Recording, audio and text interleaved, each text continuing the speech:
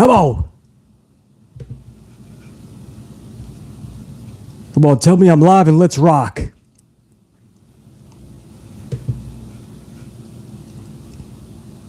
Come on, come on. Tell me I'm... No, oh, now you give me an ad, really? Oh, here we are. My amplified unit. What up, Macau? I gave zero notice. No notice, man. I gave you guys maybe 2 minutes. I was going to give you 7. I was going to give you 7 minutes. And then I'm like, I don't have the time. Guys, I'm really late today. This morning, I actually did some work on a future Sasha Naomi video that I'm working on. So I could have cut in a video, but I did that instead. So I actually did work for the channel, just not on this. So here we are where I pressed myself for time. I had to do a bunch of other shit, and now tonight is booked. So I promised you guys a video. This is the only way to do it. It's a rush live stream with 2 minutes of notice. So most of you guys, meaning all of you guys, are going to end up catching this after we're live. Don't worry, guys. It's not like I even gave a half an hour notice. So most of you guys are going to catch this afterwards. I just had to spit this out for you. No editing, no nothing. So, and we still got some we got some AMP unit members live anyway, man. Macau, Malachi, Reese. What up, Reese? What up, Hangover? Sammy Joe, man. Old school. Lord French Fries. What's going on, man?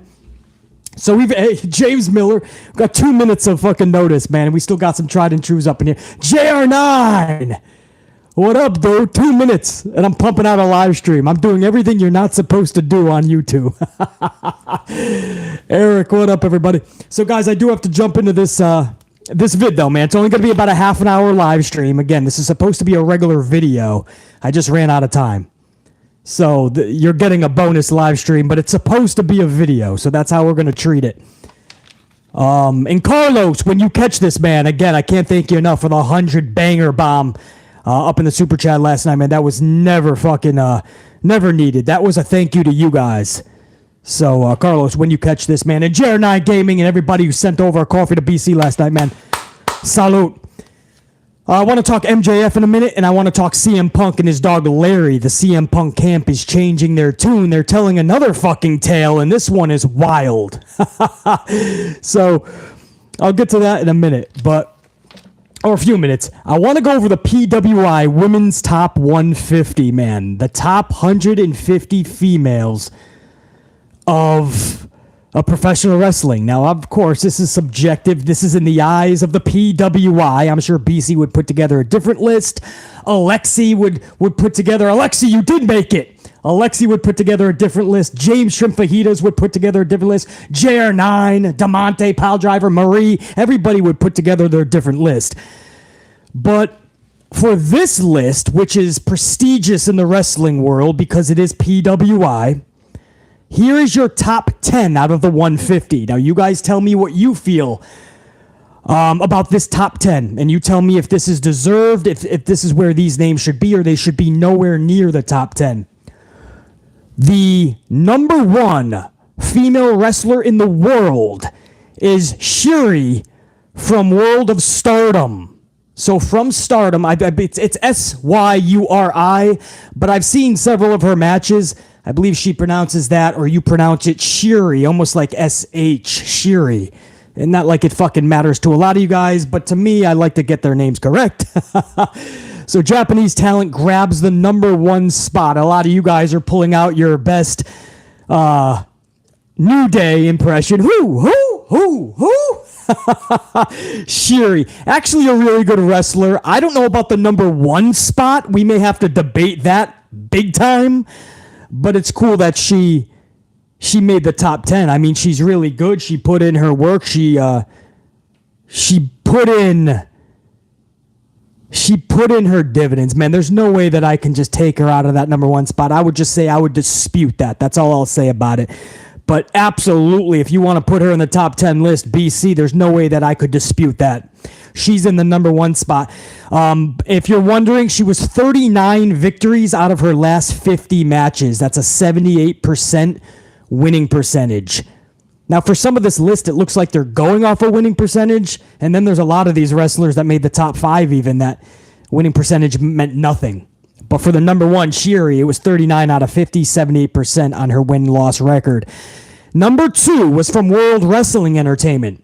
Bianca Belair grabbed the second spot with 46 victories out of her last 50. That is a 92% winning percentage.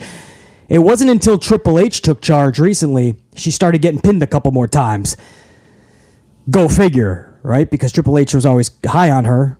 But Bayley had to grab a couple of spots, I guess.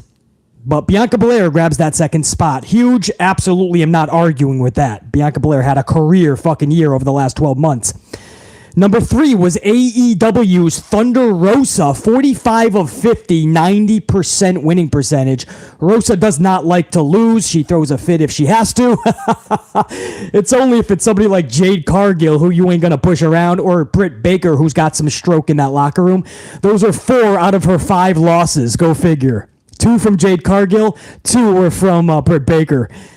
And I think the last one was Ruby Soho. Now, if you're telling me that Thunder Rosa is in the 3rd spot of best wrestlers for the ladies over the last 12 months, I'm saying absolutely not. Now, there's no fucking way, guys. 45 of 50 is a good percentage. But she's just not better than a lot of these wrestlers on this list. Like, wrestling-wise, she's not better. The matches that she's had over the last 12 months, not better than a lot of the matches we've seen from these wrestlers, like Liv Morgan coming in at 17. Liv Morgan had a career fucking year. A better championship reign than Thunder Rosa, and to many of you that may not be saying much. But Liv Morgan was putting on bangers with Becky Lynch way before Thunder Rosa even fucking held the championship. Deonna Purrazzo, who a lot of you guys may not even know or watch a lot of, Deonna Purrazzo had a better fucking year. Maybe not win-loss percentage-wise, but Purrazzo had a fucking... Roxanne Perez. Purrazzo came in at 19. Roxanne Perez at 36. I just don't see how we're putting... I don't see how we're putting Thunder Rosa at number 3, bro. Come on. As the best women wrestlers in the world? Anyway, number 4, Becky Lynch, 17 of 50. That's only a 34% winning percentage. But we know that Becky went heel. The heels are going to lose a little bit more, and then a lot of those were house shows. You got to remember, we do count them, guys. There's not as much house shows nowadays, but you are making the tour around the world, and that's the perception that your audience is seeing. Several of those losses were at house shows. However, you still lost 33 out of 50 matches. So Becky Lynch got hurt bad over her last 50. 34% winning percentage. Becky Lynch from World Wrestling Entertainment in at number 4. Number 5 was AEW's Jade Cargill, 50 of 50.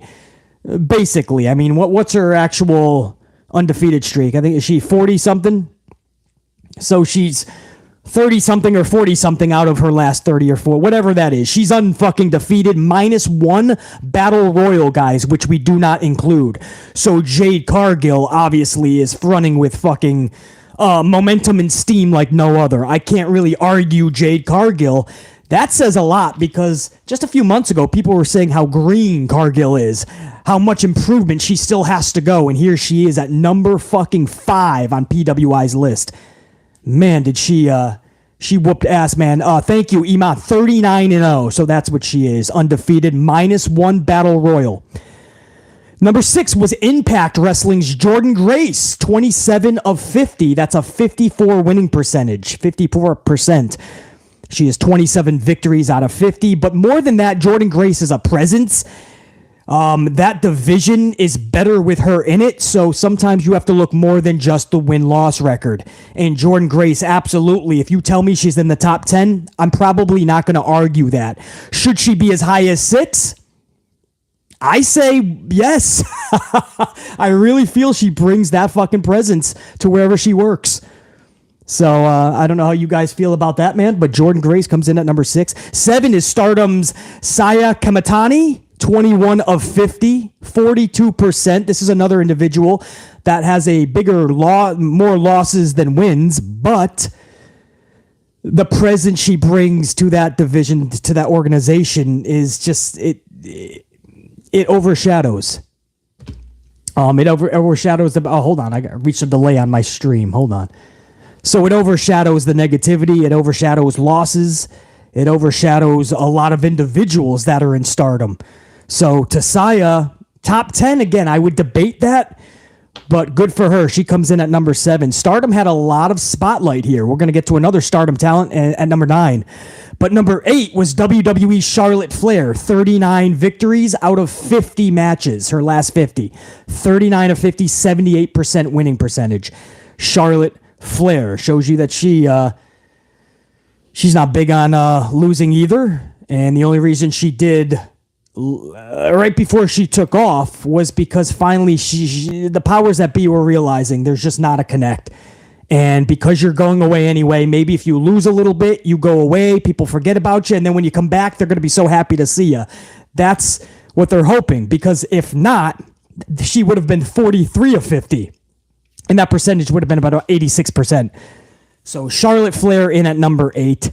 I do not think she had a top 10 year this year. I don't. But it's Charlotte Flair. You had to have known she was going to make that shit. Number 9 was Stardom's Starlight Kid, 22 victories out of 50, only a 44% winning percentage. But Starlight Kid, if you ever seen the matches, if you ever seen the presence, she was going to pull a lot of these votes. And again, I would say, should she be in the top 10? Another story. But I'm not going to take away the shine. That's for damn sure. I'm not going to take away the Starlight, man. Number 9. And number 10 was Taya Valkyrie. 36 victories out of her last 50 matches. 72% winning percentage. Taya Valkyrie. Good for her, man. She came around Frankie Monet and the release and all that shit. And to crack top 10, I'm not going to take away that shine for sure. That's your top 10 list. The only one that really boggles my mind, aside from some of the Stardom talent that I would have had maybe 15 to 20, I don't know about top 10, but AEW's Thunder Rosa in at number 3.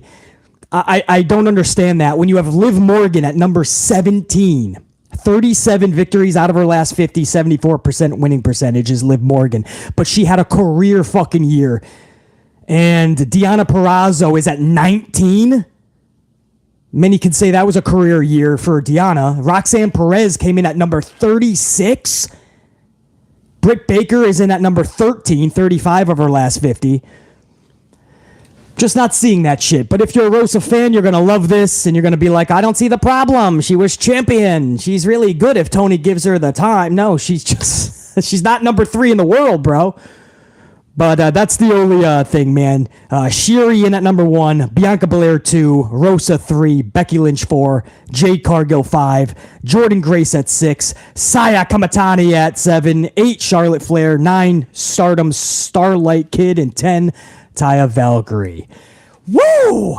We got through that, man. If you're just joining, I had to hot shot a live stream with only 90 seconds of notice. This was supposed to be a regular video. I ran out of time doing so much other endeavors. I had to hot shot a live stream. So most of you guys are going to see this later on when it's not live. You didn't just miss it. I didn't even give a half an hour notice. I only gave 90 seconds. So don't worry, guys. Most everybody is going to catch this after. Somehow, fucking a bunch of people are able to join BC on this afternoon right now. And to you guys, fuck yeah, man. A round of applause, man. I see the chat. I don't know how you guys feel about this list. Who is your guys' number 1? I'll ask right now, man. Up in the chat for those that are live right now. Who would you guys say is number 1, the top women's wrestler of the year? I would say Sasha Banks, but she didn't wrestle half the year, so I can't say that. And Io Shirai was kind of out for a few months as they were kind of restructuring a main roster contract. So I can't even say my top 2. But Bianca Belair and Liv Morgan would be rivaling in that top 3, I think. And I would have Jordynne Grace, Deonna Purrazzo. I would have them top 10.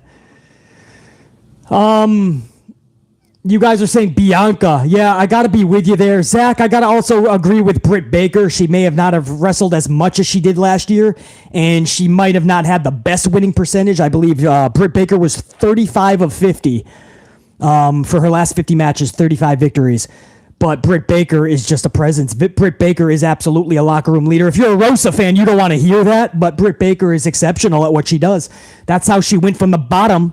Britt Baker recently said in an interview, she had to get lapped by the roster twice, lose to everybody almost twice before she finally gained momentum.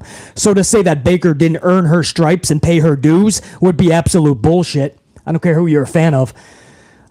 Becky Lynch is what Iman says. That was a hurtful win-loss column. Becky Lynch, 17 of her last 50 matches, 17 victories only. That's harsh. She has a 34% winning percentage, but Becky Lynch did put on a lot of good work as a heel. A lot of people didn't like it, thought she was boring, thought it wasn't connecting. I liked her heel work, to be honest. Mickie James, Redhead Kingpin. Mickie James actually made number 15, I believe. She was 2 spots ahead of Liv Morgan and 4 spots ahead of Deonna Purrazzo. I believe Mickie James was 15. Yeah, JR9, good point for Big Nang. Mandy was number 21. Mandy Rose had a career fucking year. And I'll argue that Mandy Rose had a better year than Thunder Rosa. I said it. The crazy guy on the tube. He said something wild. He said Mandy had a better year than Rosa. That's exactly what I said. I don't care if you think I'm fucking ludicrous. I am. I am nuts. I am off the wall. Mandy Rose had a career year, man. Yeah, Shiri is number 1, guys. Shiri won number 1. So anyway, it's always fun to break down these lists. This is the PWI Women's Top 150. Some of this list, a lot of it befuddles BC. A lot of it, I can say, hey, you know what? Good for them. I would have them somewhere near that number. Now, I only have a half an hour, guys. I already spent fucking over 17 on that. MJF. I got to speak on this. Also, I was with you guys live for the first hour of Dynamite last night. That was so much fun, by the way. I only gave you guys 22 minutes of notice. But we had a great time, man. You guys showed the love and support, man. Dropping BC coffee after coffee. Fucking banging time. But during that hour, I told you something happened with Renee Paquette interviewing MJF. And Stokely Hathaway came out. And MJF told Stokely not to even look at Mox. Don't touch him. Don't look at him. And Stokely had this look on his face like, you hired us, and now you're pushing us aside? You're going to fire us? Like that, all of a sudden you don't need us because it doesn't suit you. So Stokely walked away. First he was mean mugging MJF, and then he walked away with a little bit of a grin. I thought it was going to be Full Gear, where they come out and they cost MJF the match. Maybe no. An hour later, last night on Dynamite, MJF went to help out Mox, who was getting beat down by Stokely's crew, and all of a sudden they turn to MJF and they beat the shit out of. They annihilate. The firm annihilates MJF, and Morrissey choke with the exclamation point is Morrissey with a choke slam through the table outside, the timekeeper's table. It was an epic beatdown. And the face turn you would think is complete for MJF, I understand. But not so fast. What if, I'm just going to put this out there, man. What if we're all being fucking swerved by a guy who calls himself literally the devil? Would the devil really be a face? Would MJF go full throttle face? We see so far that it actually somehow does work. I know myself, and I love MJF, but I didn't know how it was going to work. I thought it could because it is MJF, but I didn't know how. Carlos Ray, who I don't think is up in here right now, he'll catch the vid later when it's up on the channel. He was saying the same thing as well. He just didn't see any way that MJF would turn into a face and it would work for the long term. But so far, it's been working. However, what if this is all just a fucking swerve, guys? Carlos! I was just talking about you, brother. I thanked you again earlier for that banger bomb, man, from last night. Never needed, dude. But damn, did that set the stream into the right direction, Carlos. But Carlos, we're talking about MJF being a face, how I agree with you. I don't know how this stays long-term to an epic level. MJF is going to have to be on all the fucking time. Which basically, he kind of already is. But my point is, maybe we don't even have to think of that. Maybe we're being fucking swerved. maybe this all leads to a master plan where William Regal and MJF are somehow in cahoots. Mox gets the fucking turned on, and MJF and Regal concoct a master plan. You got to take a bit of an ass whooping first to the firm. You got to take your bumps and bruises to make it all legit. You ever see the movie Scream? Sometimes they stab themselves a few times just to get to the end goal. They fucking annihilate themselves to get to the fucking main goal. Maybe this is MJF and Regal working in cahoots. Jer9, what do you think about that, bro? Oh, Jer9 already left. Regal and MJF union is probably happening. That's Carlos. Yes, I believe it's a Swerve Reese. Exactly. Regal turning on. Oh, so you guys are thinking the same shit. All right. I thought it was just one of BC's ludicrous ideas. But it looks like a lot of you guys are not buying this yet. I'm gonna have to let Full Gear go by before I go full throttle with this whole face turn shit.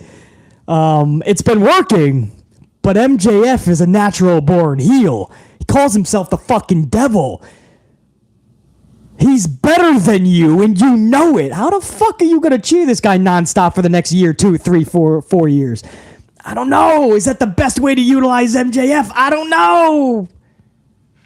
And we might not have to worry about that. This could be a swerve, guys. DeMonte, you got MJF joining the BCs. I think if Regal turns, wouldn't that totally start something? I mean, would the BCC go on without him? I mean, you have the dissension with Bryan Danielson and Wheeler Yuta, which I thought was phenomenal.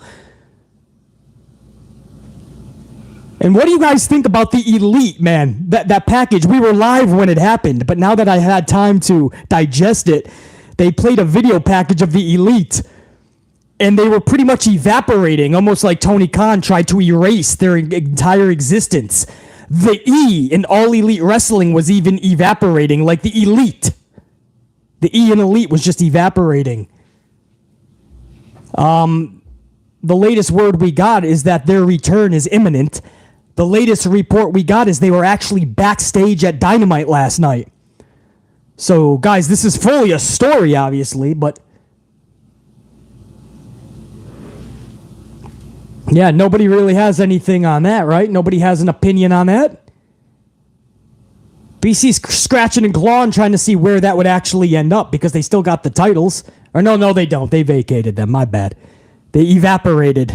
Tony Khan quickly put the belts on somebody new. That was actually good. If only he did that to other fucking people, right? The women's championship, if somebody gets injured with a back injury and doesn't have a timetable to return, you might want to take the title off of them, Tony. You saw how it worked out with CM Punk. The locker room imploded. Anyway, speaking of that, man, CM Punk, you hear the new story coming out of CM Punk's camp is that Larry, the dog, CM Punk's dog, he lost 2 teeth because the door got kicked down. And the only way that would be feasible, you know, dogs like to be at the door if somebody's coming in. Maybe he was barking and at the door and the door got kicked in and boom, Larry got socked in the how you doing, right in the mug. But the problem is that Punk's camp, their story has changed so many times. That wasn't the initial story. Why would that not have been told until now, even though you can't say too much? You could say, I mean, you talked about the door being kicked in. I hate to segregate you guys, man, but I gotta ask, how many of you guys believe that CM Punk and his camp are telling the truth? Larry, the dog, got busted in the mouth, lost 2 teeth, and that they were the victims in all of this. Do you believe that CM Punk is the victim in this and Larry the dog? Larry the dog, the poor innocent fucking pet in all this. He didn't know what's going on, the poor thing. He's trying to get his treats. He thinks somebody outside's going to bring him some treats. He loses 2 fucking teeth. Larry's like, what the fuck, man? I didn't sign a contract to compete. Where's my check from Tony? Reese calls bullshit on the entire story. So does Clark. James Shrimp Fajita says the poor dog was just an innocent bystander. Wisdom of Charlie up in here. What up, dude? Was that just a rumor about Kenny and talks with Age? No, that was some real talks, man. The whole Elite Wisdom. Young Bucks were first. But hold on, they never really talked to H. The report was always that they were talking with the W people within, but not management, because that would be contract tampering. So I don't think any report said that they were talking with H. So yes, Wisdom, that would be a false report. They better have not have been talking to Triple H, because that would be contract tampering.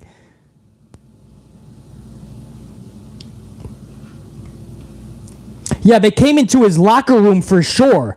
Now, did they kick the door down? That has been a story that has changed 10 times. And we're just now hearing about Larry the Dog losing 2 teeth. But a lot more of the Elite stories getting out, because Dave Meltzer is the whipping boy for the Young Bucks. So that's why we're getting a lot of their story. CM Punk's camp is just leaking a little bit at a time here and there. Carlos, Omega still has the dog. Omega ran off with Larry. If you've seen this person, please contact local authorities. Omega's running off with the damn dog, man. That was great. Yeah, so that's wild, man. I did want to touch up on that as well. That story. I still have to find out everything, man. Once after the holiday, once we get into 2023 and people really start talking because they don't care anymore, they know that Punk's not going to come back. He got bought out. Once we get more details, it's going to be a lot more fun to revisit this conversation, go back and really break it down, see who was bullshitting, see whose story was more fucking see whose story was more right than it was wrong, more accurate, more truth than falsities.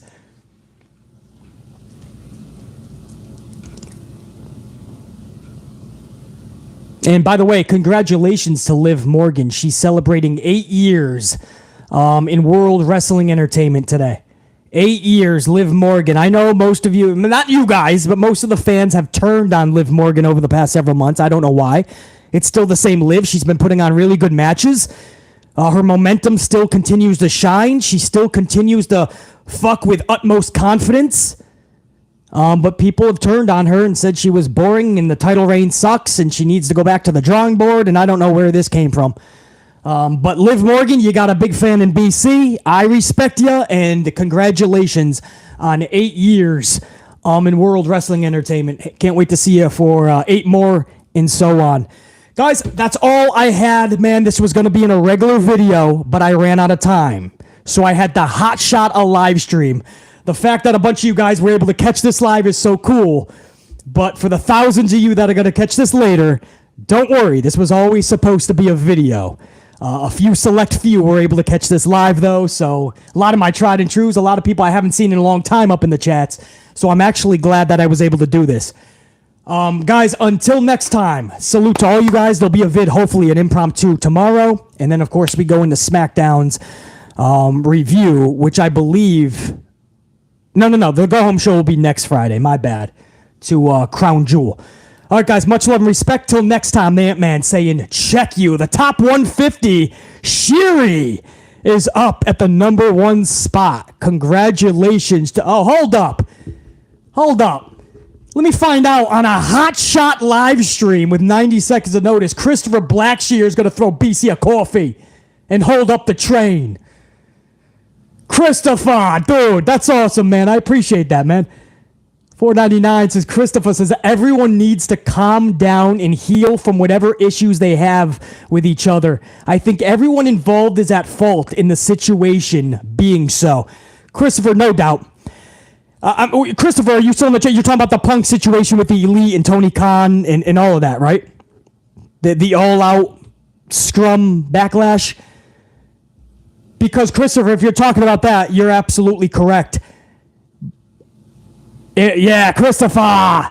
But yes, I do agree. However, Christopher, I think we both know that there's no going back to AEW because he was so toxic to the locker room, or at least that's what a lot of the roster feels. And you're starting to hear that with everybody now. Even Wardlow talking about how the locker room was and how it is now with the new leaders. With Mox and Danielson and Jericho. I mean, guys like Wardlow, not just EVPs or friends with the EVPs. It's almost like CM Punk, Phil Brooks started to believe his own hype and truly believe. And listen, do you remember a couple of scrums ago when Tony Khan was basically, I mean, he was literally holding the dude's nuts while they were sitting at the scrum table? Do you remember when it was asked, what do you feel about Eric Bischoff saying that Punk is not a big draw like you guys would like to think he is? And Tony Khan started going into a expletive fucking circus. He started dropping fucking swear bombs. He flipped out. CM Punk, Phil Brooks was looking at him like he's nuts. He's like, damn, Vince McMahon would never act like this as an owner. And you shouldn't be shocked that one scrum later, Brooks ended up acting the same way. Because if your boss is going to act like that, well, fuck, he's opening the gates for you to act like that. And you are sucking this dude's dick. So Punk honestly started to believe his own hype because the owner thinks he's the second coming of Christ. I mean, you know that's the truth, guys. If you're Punk, you almost can't blame him. The way that Tony Khan talks about him as if he was bringing in double the ratings that he actually was. MJF was beating him in the ratings far more than he was beating MJF until Tony Khan finally put him in the Q1 segment. I mean, that's just the fucking truth. But Christopher, my point is absolutely everyone needs to calm down and fucking just redirect that anger, lift some weights, eat at some buffets for a good couple of weeks, satisfy yourself any which way you gotta, and then think with a clearer head. But there's no way that CM Punk can go back to that locker room because it's not going to do anything for Punk other than make him miserable again. I think professional wrestling just makes Punk miserable these days. And I think on the flip side, the locker room is not going to benefit from having Punk back. The numbers are going to go up, what? 0.20, 0.30, 30 to 50,000 people a week tops? Because ever since Punk's been gone, the numbers have been better. In fact, what's the rating this week, guys? Does anybody check in with my man Brandon Thurston?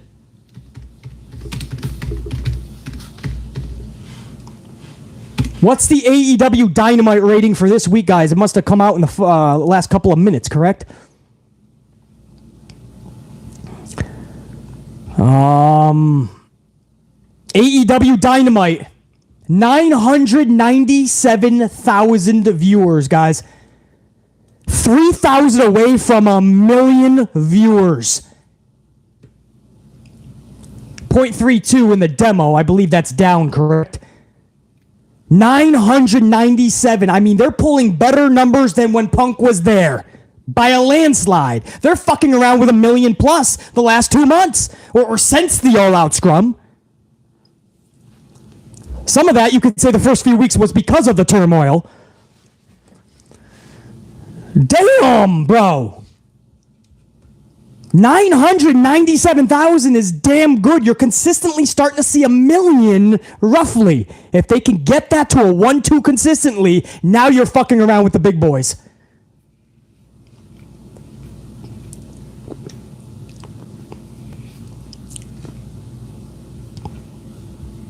Oh, JR9 Gaming with that Ted's JR9, man, on a hot shot stream. My right-hand man, JR9, says the PWI list is ridiculous. They put Dana Brooke as 88 and Marina Shafir at 118, above Dakota Kai at 119 and Io Shirai at 126? The list doesn't make any sense. It also sucks that my girl Alba didn't even make the list. Yeah, that's just fucking befuddling, dude. Io, even though she didn't work the consistent 12 months, was way better than 126. I understand Dakota didn't wrestle a lot for the last 12. Okay, until Triple H brought her back.